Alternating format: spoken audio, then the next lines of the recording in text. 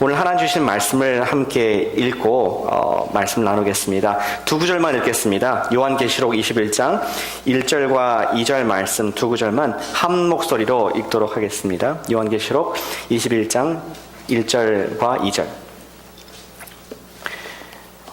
찾으셨으면 함께 같이 읽겠습니다. 시작. 또 내가 새 하늘과 새 땅을 보니 처음 하늘과 처음 땅이 없어졌고 바다도 다시 있지 않더라. 또 내가 봄에 거룩한 성 새 예루살렘이 하나님께로부터 하늘에서 내려오니 그 준비한 것이 신부가 남편을 위하여 단장한 것 같더라. 아멘. 여러분은 클래식 음악을 좋아하십니까? 미국에서 가장 인기가 있는 작곡가라고 하면은 아마 드보르작을 이야기를 할 수 있을 것입니다. 그가 쓴 New World Symphony, 신세계의 고향곡이 많은 사람들에게 감동을 주었고 지금도 많은 사람들이 듣고 즐기고 있습니다.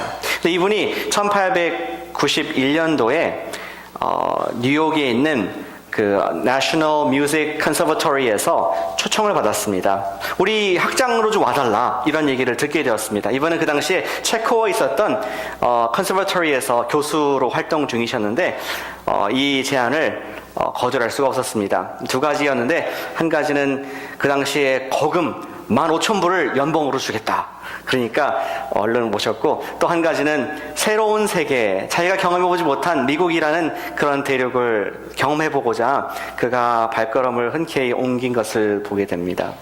그가 작곡한 우리 신세계 우리 교향곡의 2악장이 가장 유명한 부분이죠. 어떤 기자가 음악 평론가가 그 부분을 들으면서 이렇게 얘기를 하더군요.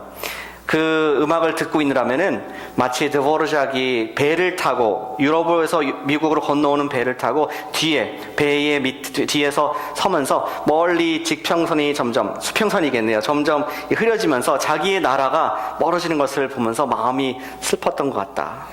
근데 그와 동시에 앞으로 어떻게 될 것인가에 대한 기대감과 걱정도 있고 근심도 있지만 기대감이 점점점 차오른 듯한 그런 곡이 첫 2악장 그 부분이라고 생각이 된다. 이렇게 얘기를 했습니다. 처음에 잔잔하게 시작했다가 프렌치 호른이 새로운 희망을 준 듯한 그러한 음악을 들을 수가 있는데 함께 직접 들어보시죠.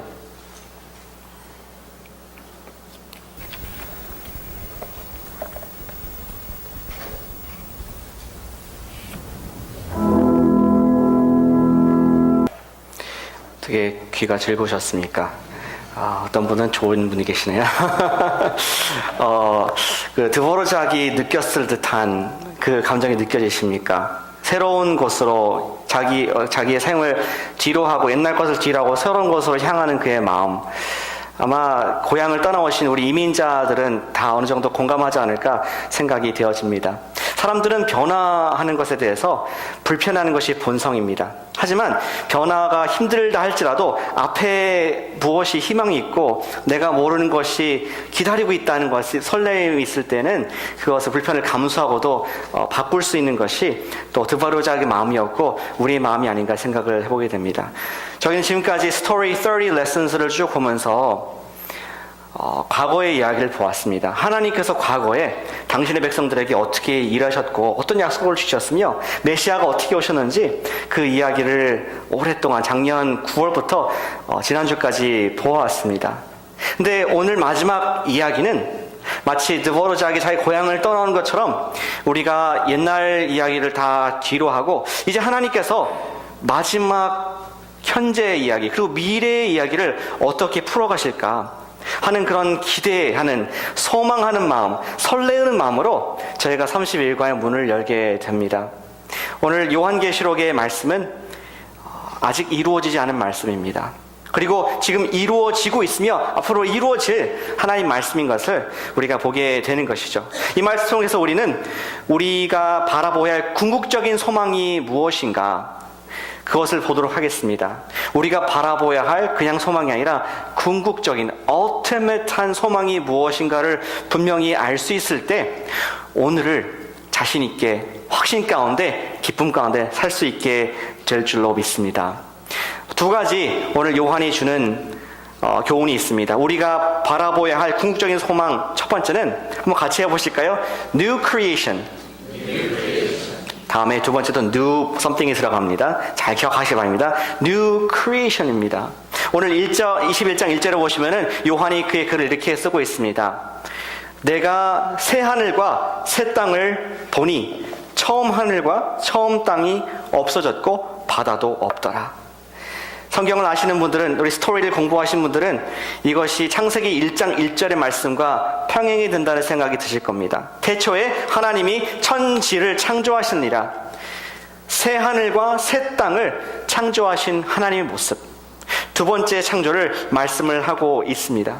비슷한데 자연도 있고 또 거기에 하나님의 아름다움이 있는데 첫 번째하고 다른 점이 있습니다. 그것은 뭐냐? 1절에 나온 것처럼 무엇이 없다? 바다가 없는 것으로 나와 있습니다. 우리 바다를 좋아하시는 분들한테는 I'm sorry. 그곳에는 바다가 없습니다. 우리 임 형제님 굉장히 실망스러운 말씀이, 전복을 채취하셨는데 바다가 없네요. 근데 이 바다가 왜 없습니까? 성경에서 신구약 거쳐서 바다는 악한 것을 상징을 했습니다. 요한계시록 13장 1절에도 보시면은 바다에서 하나님을 대적하는 가증한 생물이 나와서 하나님의 백성들과 그를 섬기는 사람들을 위협하는 장면이 나옵니다. 그리고 구약에서도 이사야 57장 20절에 보시면은 바다가 이 더러운 것을 내는 소스로서, 근원으로서 표현하면서 이것이 하나님께 대한 반항하는 세력, 어떤 rebellious한 그런 스피릿으로 묘사가 되고 있습니다. 그런 의미에서 오늘 마지막 이 씬, 마지막 스토리의 장면에서는 바다가 하나님께서 제거해버리신 그런 모습으로 새 창조가 이루어진 것을 보게 되는 것이죠. 새 창조는 저도 안 가봐서 모르겠지만 완전한 악이 없는 창조인 것을 성경이 말씀하고 있습니다. 어떻게 표현하면 좋을까 생각하다 이런 생각이 들었습니다. 우리가 여름에 요세미티 등반을 가지 않습니까? 근데 매해 거기서 죽는 사람들이 있어요. 암벽 등반하다가 떨어져 죽는 사람들이 꼭 있습니다. 근데 새 하늘과 새 땅에서는 요세미티를 가도 죽지 않습니다. 그리고 타호를 가가지고 열심히 수영하고 놀아도 물에 익사한 사람이 아무도 없습니다. 스키를 타도 부러진 사람이 없습니다. 새 하늘과 새 땅에는 자연재해, 우리를 힘들게 하고 우리가 저주가 되는 그런 악한 것들이 제거된 너무나 아름다운 하나님께서 예비하신 그런 곳이 있다. 이런 것을 지금 소망으로서 어토매탄 궁극적인 소망으로 우리에게 말씀을 해주고 있는 것이죠. 이 요한이 쓴 계시록을 들었던 청중들에게는 이것이 큰 소망이 되었습니다. 왜냐하면 이때 당시가 95년도 정도 AD 추정이 되는데, 이때 정도 되면 지난주도 비슷한 말씀 드렸습니다. 히브리서의 배경과 비슷하게 그리스도인들을 조직적으로, 정부적으로 핍박하고 그들을 죽이는 그런 시대였기 때문에 자연조차도 원망스럽고 산조차도 원망스러운 이런 시대에 하나님께서 새하늘과 새 땅을 주신다는 것은 그들에게 위로와 소망이 되었을 것입니다. 거기서 멈추지 않고 또 있습니다. 2절에 보시니까 거룩한 성 새 예루살렘을 하나님께서 예비해 주셨다, 이렇게 말씀을 하고 있습니다. 자연이 새로워질 뿐만 아니라 영적인 회복이 이루어진다. 우리 새 예루살렘은 무엇입니까? 예루살렘이 왜 중요합니까? 성전이 있어서 그렇습니까? 성전이 없습니다. 예루살렘이 중요한 이유는 거기가 처음에 교회가 생겨났던, 우리 스토리에서 보았던 사도행전 시대 때 교회가 탄생되었고 예수님께서 거기에서 성령을 주신 곳이기 때문에 새 예루살렘은 교회의 의미가 있습니다. 이 교회를 하나님께서 마지막 때에 회복시켜 주시겠다 하는 뉴 크리에이션 속에 뉴 처치가 있음을 보면서 이것이 1세기 기독교인들, 그리고 21세기 기독교인들에게 위로가 된다는 것이죠. 실로 교회는 그때부터 지금까지, 1세기부터 지금까지 짓밟혀 왔습니다. 핍박이 시작되었지만 지금까지 끊임없이 핍박이 지속되는 것을 역사가 보여주고 있고, 하나님의 말씀이 그것을 약속을 했었습니다. 예수님께서 미리 예언하신 바이기도 합니다.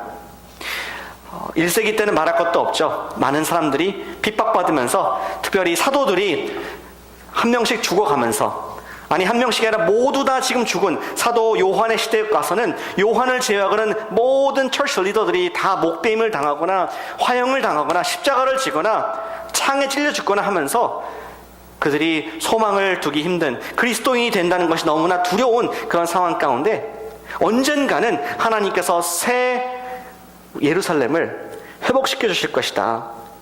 그 준비한 것이 신부가 남편을 위하여 단장과 같이 꽃단장을 해서 하나님 앞에서 아름다운 영광스러운 모습으로 드러날 것이라는 말씀을 소망으로 주고 있는 것입니다. 오늘 21세기는 어떻습니까?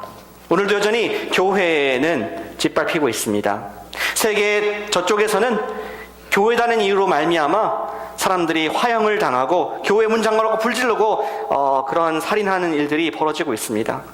그러거나 아니면은 잘 사는 서구에서는 교회 속에 많은 세속적인 영향이 들어와서 타락을 하고 욕을 먹고 또 하나님께 영광이 되지 못하는 그런 모습들을 보면서 우리 교회가 핍박을 받거나 타락했거나 하는 그러한 어지러운 모습을 보게 됩니다. 우리 미국만 보더라도 통계적으로는 기독교 인구가 체크를 하라고 통계를 내면은 아직까지 작년 기준으로 3분의 2가 크리스천이라고 표시를 합니다. 그러나 점점 미국에서 급성장하는 우리 종교가 무신론이라지 않습니까? 그것도 젊은이들 가운데서 계속 교회를 빠져나오고 믿지 못하는 그것을 부정하는 그런 움직임이 있으면서 심히 걱정이 되고 있습니다. 어제 우리 선교팀과 함께 마운틴뷰 가서 전도지를 나눠주고 또 예수님을 믿으시라고 권유를 했는데 3분의 2의 통계에 훨씬 못 미치는 너무나 극소수의 사람들만 예수님을 믿고 나머지는 다 예수님 부정하는 거 보면서 오히려 젊은 사람들이 많은 마운틴뷰라서 그런지 모르지만 더욱더 심각하구나 하는 좀 마음 아픈 시간을 갖기도 했습니다.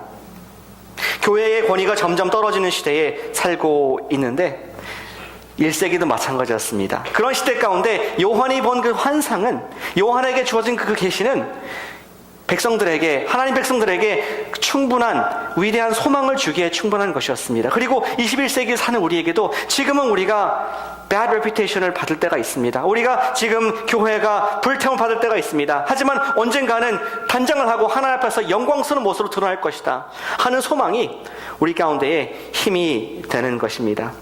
오늘 21세기 우리 당시에도 예수님께서 회복하실 교회를 바라볼 수 있다면은 오늘 우리가 사는 삶이 그렇게 힘들지만은 않을 것 같습니다.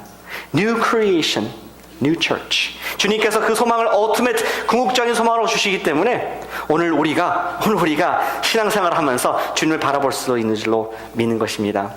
두 번째 소망이 있습니다. 궁극적인 소망이 있습니다. 첫 번째는 new creation. 두 번째도 한번 같이 해보실까요? 조금 더 어려운데 하실 수 있을지 모르겠습니다. 진짜로 좀 어렵습니다. New consolation.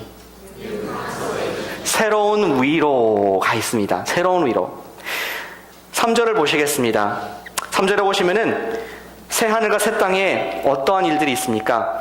보라, 하나님의 장막이 사람들과 함께 있음에 하나님이 그들과 함께 계시니 하나님의 백성이 되고 하나님은 친히 그들과 함께 계실 것이다. 지금 뭘 약속하고 있습니까? 하나님의 임재가 있을 것이다 말씀하고 있습니다. 여러분들 좌우를 보시길 바랍니다. 무엇이 보이십니까? 하나님이 보이시는 분 손들어 보십시오. 하나님 내 옆에 계시다. 보인다. 믿음이 굉장히 좋으신 영적인 사도 바울 같은 분이십니다. 안 보이시죠? 하나님의 임재는 우리 예배 가운데 느껴지고 기도 가운데 들리게 되고 우리가 삶 속에서 느끼지만 가식으로 느껴지는 것이 아닙니다. 근데 New consolation, 그때가 되면은 제가 선교사님께 뵙고 있는 것처럼 하나님의 얼굴을 face to face 볼 수 있을 것이라고 말씀을 하고 있습니다. 그 확정된 말씀이 22장 3절에 있습니다. 보실까요? 22장 4절입니다. 그의 얼굴을 볼 터이요 그의 이름도 그들의 이마에 있으리라. 하나님이 장막을 치고 우리와 함께, 장막을 친다는 것은 permanent dwelling, 잠시 방문했다 가는 것이 아니라 함께 우리와 지내고 한 밥을 먹으면서 있으시면서 우리가 그의 얼굴을 볼 것이고 우리의 이마에는 그분의 이름이 찍힐 것이다. 여러분들 뉴질랜드에 가시면은 양마다 엉덩이에 뭐가 꽝 찍혀 있습니다. 색깔이 표시되어 있습니다. 이거는 미스터 킴의 양이다, 미스터 스미스의 양이다, 이렇게 브랜딩이 되어 있는데, 그때가 되면은 하나님께서 너는 내 거다 하고서는 소유권을 누가? 사탄이 조작하지 못하도록, 사탄은 다 이미 없어졌고 하나님께서 친히 우리를 그의 백성으로 인정해 주시고 우리는 그의 하나님의 얼굴을 바라보면서 기뻐할 것이다. 또 한 가지 여러분 보시기 원하는 것은, 여기에 지금 성전이 없습니다. 하나님의 임재를 상징하는 장막은 있지만 성전도 없고 지성소도 없고 어떤 막이 없습니다. 제사장도 없습니다. 직접 하나님을 뵐 수 있는 그런 특권, 하나님 자신이 우리에게 빛이 되시고 우리 영광이 되신다, 그런 말씀을 소망으로 주고 있습니다. 그러나 거기서 끝이 아닙니다. 하나님이 함께 계시면 어떤 현상이 일어납니까? 4절에 보실까요? 같이 한번 읽어보시겠습니다. 4절 같이 읽어보겠습니다. 시작. 모든 눈물을, 21장 4절입니다. 보셨나요? 시작. 모든 눈물을 그 눈에서 닦아주시니 다시는 사망이 없고 애통하는 것이나 곡하는 것이나 아픈 것이 다시 있지 아니하니 처음 것들이 다 지나갔음이니라. 우리 삶에 많은 축복들이 있습니다. 하나님께 주신 우리 가정이 있습니다. 건강이 있습니다. 차가 있습니다. 집이 있습니다. 직장이 있습니다. 그러나 가장 큰 축복이 무엇입니까? 그것은 그분이 함께하는 축복입니다. 제가 최근에 지금 노티스한 우리 집에 현상이 하나 있는데 소개를 하나 드리겠습니다. 올해 초에, 작년 말에 제가 출타를 몇 번 했었지 않습니까? 어떤 세미나도 갔다 오고 강의도 갔다 오고 그랬는데 한 일주일간 비우니까 저희 아이들이 잠자는 장소를 옮기더라고요. 자기들 방이 있는데 와보니까 엄마 그 침대, 아빠 자리가 있어야 하는 곳에 서로 경쟁적으로 그 자리를 취하면서 그들이 나중에는 내 자리라고 나를 오히려 킥아웃하는 그런 것을 보게 되었습니다. 보면서 느낀 것이, 우리 아이들에게 많은 것이 있습니다. 장난감이 있고 학용품이 있고 침대와 책상 다 있지만 그들이 자라가면서 원하는 것이 달라질 것입니다. 그러나 계속 어릴 때부터 지금까지 바뀌지 않는 것은 한 가지, 그들이 원하는 것은 엄마였구나, 아빠는 절대 아니구나, 엄마 옆에 있으면은 해결이구나, 그게 최고구나, 이걸 보게 되었습니다. 근데 우리도 지금 원하는 것이 많지 않습니까? 더 좋은 직장, 더 나은 환경, 더 좋은 집, 학군, 이런 것도 원하지만 사실은 우리가 가장 원하는 것은 나를 사랑하시고 나를 만드신 너의 아버지, 그분이 옆에 있을 수 있다면, 그분의 손을 꼭 잡고 사랑해요, 그분이 나를 알아주실 수 있다면 우리 인생에 무엇이 더 바라겠습니까? 그 하나님께서 우리에게 그 말씀하고 계신 것입니다. 눈물을 그 눈에서 닦아주시니, 하나님께서는, 예수님이라고 하겠습니다. 예수님께서는 우리의 눈물을 외면한 분이 아니십니다. 성경에서 말하기를 그는 우리 육체에 계시면서 연약함을 체휼하신 분이시다. He knows your pain. 몸이 아픈 것이 어떤 고통인가, 사랑하는 가족을 잃어버린 것이 어떤 아픔인가, 어떤 눈물인가, 병으로 고생하는 것, 피곤한 것, 배고픈 것, 그리고 외면받는 것, 이런 것이 어떤 것이 아시기 때문에 예수님께서 친히 손수건을 가지고 우리의 눈을 닦아주실 것이다. 그분의 임재가 앞에 있을 때. 또 이런 말씀하십니다. 다시는 사망이 없을 것이다. 우리 인류의 최고의 적, 우리를 인류 역사상 지금까지, 처음부터 지금까지 괴롭혀왔던 그 사망이 없을 것이다. 하나님께서 no more, stop 하면서 그거를 없애버릴 것이다. 그러한 위로의 말씀을 하고 있습니다. 뿐만 아니라 그 이외에도 애통하는 것, 곡하는 것, 아픈 것이 다시는 있지 않을 것이다. 이렇게 말씀하시면서 하나님의 임재로 말미암는 우리의 깊은 위로가 있을 것임을 말씀을 해주고 있는 것이죠. 저는 가끔씩 예수님을 만난다면은 이 다음에 어떻게 제가 행동을 취할까 생각을 해볼 때가 종종 있습니다. 아마 여러분도 해보실 경우가 있었을 것 같습니다. 근데 저는 예수님 만나면은, 요한은 보니까, 요한부터 얘기 드린다면은 그가 1장에서 죽은 자처럼 엎드려가지고 무서워서 벌벌 떨었습니다. 요한이 어떤 사람입니까? 예수님의 애 제자였습니다. 항상 예수님의 심장 소리를 들으면서 옆에 붙어서 예수님께 말씀을 나누고 예수님의 이렇게 다독거림 받은 그러한 정말 사랑하는 제자였는데, 예수님의 부활하신 모습, 영광스러운 모습 보니까 두려워서 납작 엎드려졌습니다. 아마 저도 그렇게 하지 않을까. 뭐 별반 다르지 않게 예수님의 그 위험 앞에 압도가 되어서 엎드리고 경배할 것 같습니다. 그러고 나서는 예수님의 품에 꼭 안기고 싶을 것 같아요. 그리고 엉엉 울 것 같습니다. Like a baby. 애기같이 막 엉엉 울 것 같아요. 왜 이제 오셨냐고. 그동안 힘들었다고. 세상에 사는 것이 너무나 피곤했다고. 죄와 싸우는 것이 너무나 힘들었고 많이 넘어졌다고, 상처가 많다고 예수님께 많이 호소하면서 울 것 같습니다. 그리고 예전 교회에서 나를 괴롭혔던 사람들의 이름을 조목조목 대면서 이럴 것 같습니다. 농담입니다. 예전 교회입니다. 우리 현에서 때는 없습니다. 근데 예수님과 정말 이 사랑을 나누면서 그분 품에 안기면서 정말 나의 사랑하는 나를 생명을 바꿔주신 그 예수님을 생각하면서 정말 감격의 뜨거운 눈물을 흘릴 것 같습니다. 지금 그런 장면을 말씀하고 있는 것입니다. 그분께서 우리의 모든 고통을 erase, 없었던 것처럼 우리를 품어주시고 위로해 주신다. 이런 장면을 바로 다음 장인 22장에서 이런 픽처를 그리면서 말씀하고 있습니다. 22장 1절과 2절 이렇게 적혔습니다. 또 내가 수정 같은 맑은 생명수의 강을 내게 보이니 하나님과 및 어린 양의 보호자로부터 나와서, 상상해 보십시오. 하나님의 보호자가 그 위험 있는 그 보호자로부터 물이, 그냥 물이 아니라 생명의 물, 우리 타호에서 떠온 물이 아니라 하나님께서 주시는 영원한 물, 그걸 먹으면 생명이 있는 것입니다. 영원히 죽지 않습니다. 그 물이 흘러나와서 그 다음 2절에 길 가운데로 스트레이트로 쭉 흘러가는데 강이 되어서 좌우에 생명나무가 있어 12가지 열매를 맺되 달마다 그 열매를 맺고 그 나무 잎사귀들은 만국을 치유하기 위해서 있더라. 여러분들 창세기에서 생명나무 기억하시죠?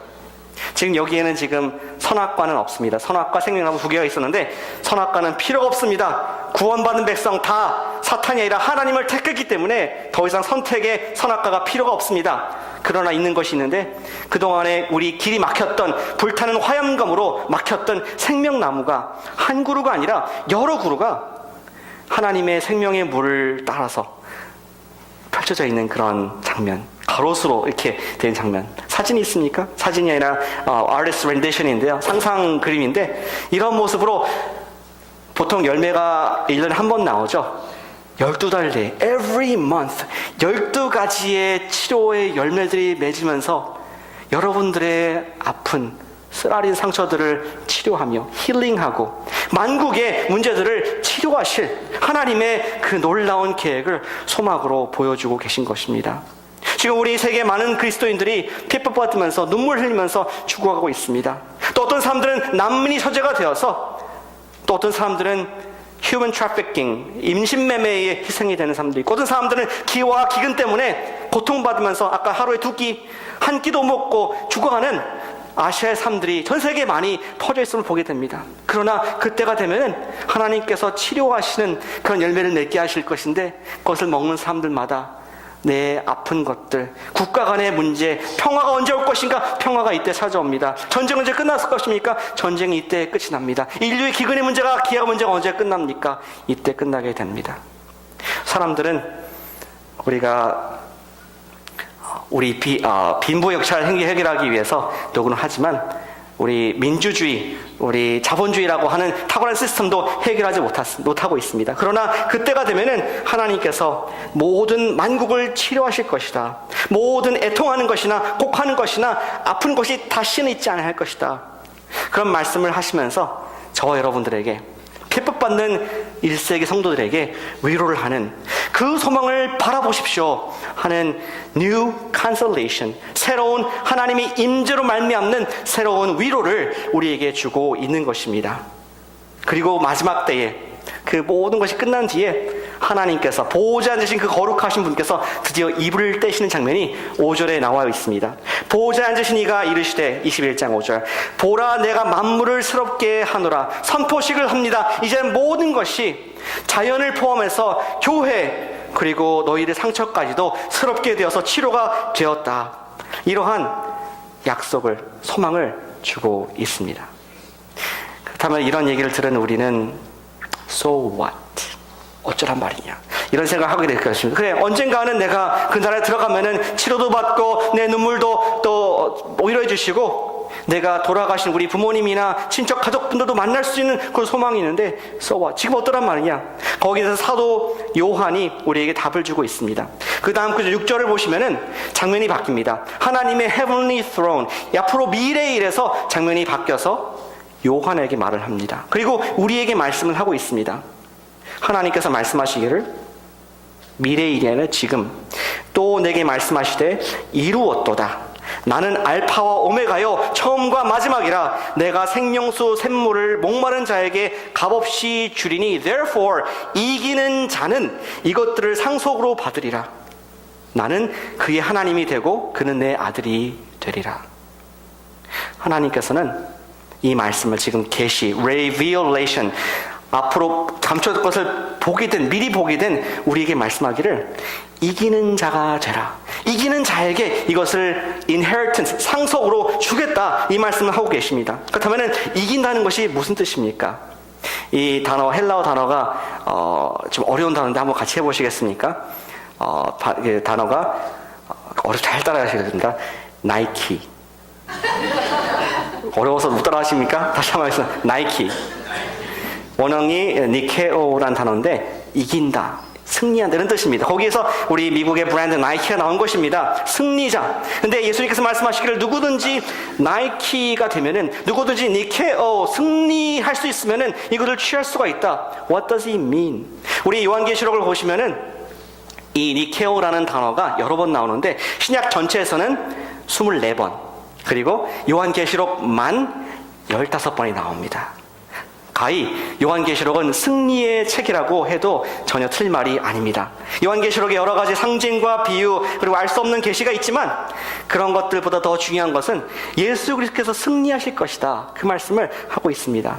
이 나이키라는 단어가 나온 구절을 또 하나 소개해드리길 원합니다. 요한계시록 17장 14절에 보시면은 이렇게 되어 있습니다. 그들이 어린 양과 더불어 싸우려니와 어린 양은 만주의 주시요 만왕의 왕이심으로 그들을 이기실 터이요, 이기실 터, 나이키. 또 그와 함께 있는 자들 곧 부르심을 받고 택하심을 받은 진실한 자들도 이기리로다. 나이키.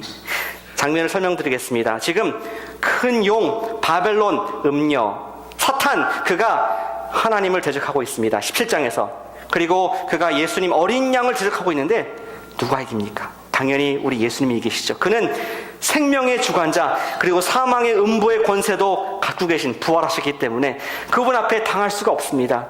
근데 주목하기 원하는 것은 예수님은 당연히 이기시는데 예수님과 함께하는 사람들, 지금 읽으신 구절, 곧 부르심을 받고 택하심을 받은 진실한 자들도 이길 것이다. 이거를 refer하는 것입니다. 지금 요한계시록 22장 21장에서 말하는 것은 누구든지 이기는 사람은 유업을 받을 것인데 이기는 사람 누구냐? 누구든지 예수님의 편에 있는 사람. 우리는 이길 수가 없습니다. 사탄이 얼마나 영리합니까?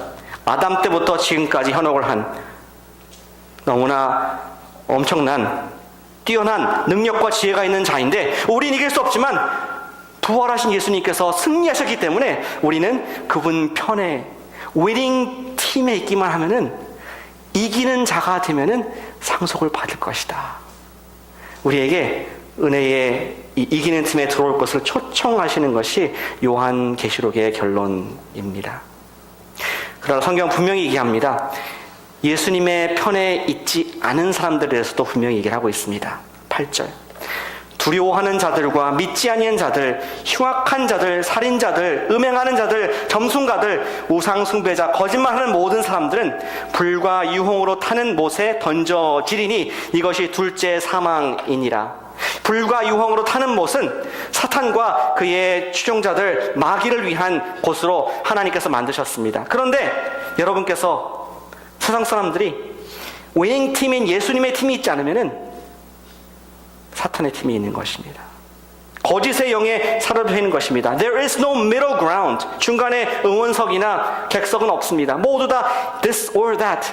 그것이 성경의 가르침인데 사탄의 팀에 있는 분들은 사탄과 함께 불과 유황에 들어갈 수밖에 없다는 그런 메시지를 주고 있는 것입니다. 하나님께서 사람을 미워해서 그들을 저주하는 것이 아니라 지는 편에 있으면은 같이 질 수밖에 없는, 예수님 편이 이기는 편에 있으면은 이기는 것처럼 지는 편에 있으면은 질 수밖에 없다는 것을 미리 보여주시면서 우리로 하여금 choose wisely, 여러분들의 편을 택하라, 이러한 말씀을 마지막으로 하고 계신 것입니다.